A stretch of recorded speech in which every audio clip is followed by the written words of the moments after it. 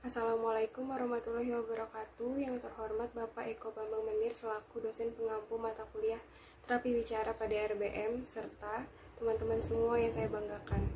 Perkenalkan, kami dari kelompok 2 yang akan menjelaskan tentang definisi dan cara memandang penyandang disabilitas. Berikut nama-nama dari kelompok kami.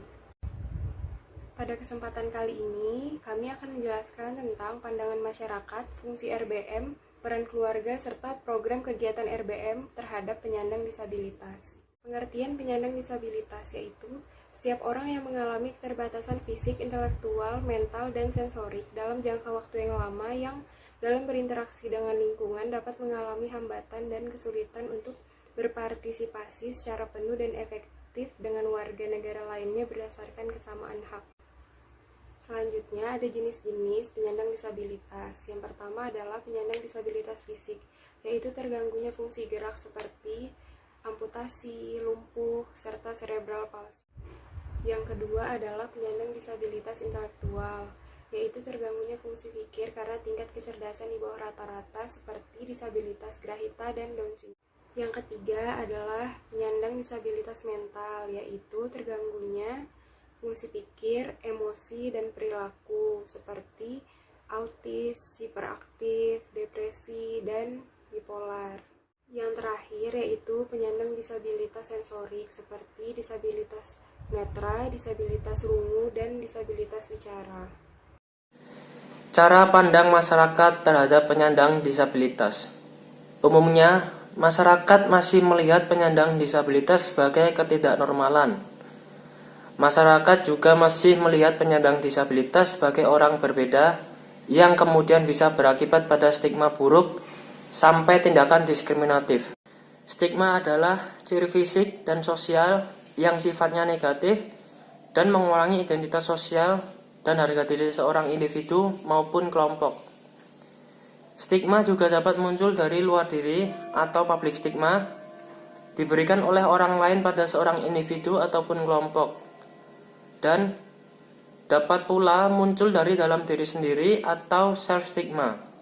Stigma bisa terjadi karena kurangnya pengetahuan masyarakat mengenai disabilitas dan kuatnya paham di masyarakat, seperti paham normalisme. Paham ini menganggap disabilitas sebagai abnormalitas dan dampaknya seringkali berujung pada anggapan bahwa kaum disabilitas adalah kaum abnormal dan objek yang layak dikasihani, diberi donasi, serta tidak dapat mandiri.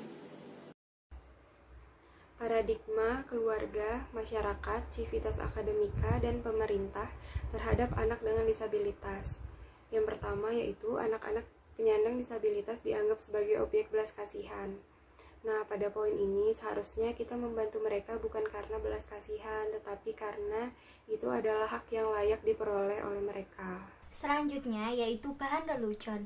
Dalam hal ini anak-anak penyandang disabilitas seperti anak-anak yang gagap dalam bicaranya, tunarungu, tunanetra, ataupun tunagrahita seringkali menjadi bahan tertawaan saat mereka melakukan sesuatu. Misalnya, tidak sedikit orang-orang yang menirukan mereka saat bicara gagap untuk bercanda atau sekedar hiburan. Demikian pula, kekurangan mereka yang lain juga dijadikan sebagai bahan tertawaan ataupun bahan lelucon. Padahal mereka juga punya hak untuk dihormati dan disamakan kedudukan. Yang selanjutnya yaitu objek komersil. Dalam hal ini, penyandang disabilitas seringkali dipekerjakan atau dikomersilkan oleh perusahaan ataupun produsen. Perusahaan atau produsen seringkali memanfaatkan orang-orang dengan berkebutuhan khusus untuk mempromosikan barang produksinya agar terkenal dan laku di pasaran. Biasanya anak-anak penyandang disabilitas fisik seringkali dimanfaatkan oleh orang-orang yang sehat untuk mendapatkan uang. Kebanyakan dari mereka ditempatkan di keramaian untuk mencari uang oleh bos mereka. Lalu yang selanjutnya adalah individu yang sakit. Dalam hal ini penyandang disabilitas dianggap sebagai individu yang sakit dan perlu disembuhkan. Penyandang disabilitas perlu diobati sampai menjadi individu yang sehat seperti individu yang lainnya.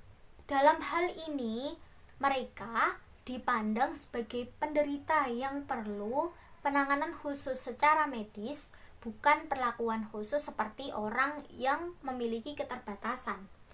Padahal perlu kita ketahui bahwa mereka bukanlah penderita penyakit tertentu, melainkan penyandang keterbatasan fisik maupun mental.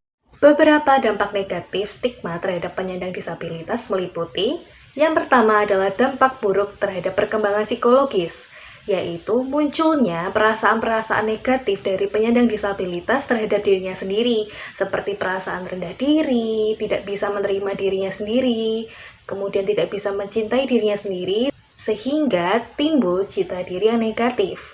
Yang kedua adalah keterbatasan akses sosial, seperti minimnya fasilitas umum yang ramah penyandang disabilitas dan juga kekhawatiran dari penyandang disabilitas sendiri apabila mereka transportasi umum, mereka akan menjadi pusat perhatian dari masyarakat lainnya. Yang ketiga adalah keterbatasan akses pekerjaan. Hal ini disebabkan karena masyarakat yang menganggap bahwa penyandang disabilitas tidak mampu bekerja dan tidak memiliki kemampuan apapun. Yang keempat adalah keterbatasan partisipasi penyandang disabilitas dalam pembangunan. Hal ini disebabkan karena anggapan dari masyarakat setempat yang menganggap bahwa penyandang disabilitas tidak memiliki kemampuan dan tidak mampu dalam berkontribusi dalam pembangunan masyarakat setempat. Yang kelima adalah munculnya self-stigma. Hal ini disebabkan karena penyandang disabilitas terus-menerus mendapatkan perlakuan dan stigma negatif dari orang-orang di sekitarnya, sehingga mereka mempercayai apa yang diyakini oleh orang-orang sekitarnya. Lalu mereka memberikan label atau stigma terhadap dirinya sendiri, seperti perasaan tidak mampu melakukan apapun dan perasaan tidak berguna. Yang terakhir adalah rendahnya tingkat pendidikan anak-anak dengan disabilitas. Menurut Irwanto pada tahun 2017, menyebutkan bahwa masih ada beberapa pegawai Kementerian Pendidikan Budaya di tingkat provinsi yang mempercayai bahwa anak-anak dengan disabilitas, baik fisik maupun mental, merupakan anak-anak yang tidak dapat dididik. Yang kedua adalah masih banyak administrator sekolah yang menganggap apabila mereka menerima anak-anak dengan disabilitas mampu menurunkan performa atau nilai dari sekolah mereka, terutama pada saat ujian nasional. Yang terakhir adalah ketidakpercayaan orang tua dan keluarga terhadap kemampuan anak-anak dengan disabilitas untuk menempuh atau mengenyam pendidikan formal di sekolah, ataupun perasaan overprotective karena mereka tidak menginginkan anak-anaknya mendapatkan perlakuan buruk, mendapatkan bulian dan hinaan di sekolah. 2. Fungsi RPM. Fungsi RPM dalam mengatasi stigma negatif, meningkatkan kemampuan dan kemandirian disabilitas sebagai wujud self-actualization agar tidak terjadi self-stigmatization dari penyandang disabilitas dan sebagai bukti kepada masyarakat bahwa penyandang disabilitas bukan beban keluarga maupun masyarakat dan bukan makhluk yang pantas dikasihani. Memberikan edukasi masyarakat tentang penyandang masalah sosial melalui penyediaan informasi yang jelas tentang masalah yang dihadapi dan cara-cara yang mungkin ditempuh untuk menanganinya. Sehingga sikap, harapan, dan tindakan masyarakat akan berubah dan dapat menerima penyandang masalah sosial sebagai bagian dari masyarakat. 3. Peran keluarga. Peran keluarga bagi anak penyandang disabilitas yang dipandang buruk. 1. Afeksi. Fungsi afeksi yang dilakukan keluarga diantaranya adalah dengan menciptakan suasana persaudaraan atau menjaga perasaan. Orang tua dapat memberikan cinta kasih yang tulus dan rasa kasih sayang kepada anak. 2. Security and acceptance atau keamanan dan penerimaan. Secara umum, usaha yang dapat dilakukan yaitu dengan mempertahankan kebutuhan fisik dan menerima individu sebagai anggota keluarga. Orang tua dapat menerima anak secara utuh dengan tidak mengatakan bahwa anak sebuah aib bagi keluarga, serta memberikan rasa aman kepada anak. Selanjutnya yaitu ada identitas dan memuaskan. media untuk mengembangkan diri dan mengidentifikasikan kepuasan aktivitas. Nah, peran keluarga atau orang tua di sini yaitu dapat membantu anak dalam mengembangkan dirinya, misal mencari dan memfasilitasi minat dan bakat anak. Kemudian ada afiliasi dan pertemanan. Mengembangkan pola komunikasi dan mempertahankan hubungan harmonis. Peran orang tua di sini yaitu berusaha menjalin komunikasi yang baik terhadap anak dan keluarga sehingga terjalin keluarga yang harmonis. Kemudian ada sosialisasi, mengenal kultur sebagai peraturan atau pedoman hubungan internal dan eksternal. Nah, tujuan dari sosialisasi ini juga melepas anggota keluarga, semisal anak sudah mulai dewasa dan akhirnya menikah. Kemudian ada kontrol, melakukan penempatan dan pembagian kerja anggota keluarga sesuai peran mereka masing-masing. Yang dimaksud di sini adalah peran orang tua dapat memberikan kontrol terhadap anak berupa monitoring, semisal anak melakukan aktivitas yang berbahaya. Nah, peran orang tua ini mengontrol dan memonitoring anak sehingga anak bisa mandiri, seperti itu. Berikutnya adalah implementasi kegiatan RBM, yaitu ada 6. Yang pertama, mengidentifikasi perilaku dan penyandang masyarakat terhadap penyandang disabilitas. Apakah masyarakat masih memiliki stigma terhadap anggota masyarakat lain dengan disabilitas atau tidak, dan identifikasi alasan yang mendasari pemikiran tersebut. Yang kedua, melakukan sosialisasi dan edukasi kepada keluarga dan masyarakat mengenai disabilitas dengan cara menghadapi mereka. Edukasi yang dapat berupa mitos dan fakta tentang disabilitas, bahwa disabilitas tidak mengganggu jalannya kehidupan bermasyarakat, hak-hak disabilitas, cara berkomunikasi, dan meningkatkan partisipasi mereka dalam bermasyarakat, dan lain-lain. Yang ketiga, memberikan pelatihan dan pemberdayaan penyandang disabilitas dengan melatih keterampilan kerja dan sosial sehingga mereka mampu menjalani kehidupan tanpa bergantung dengan orang lain.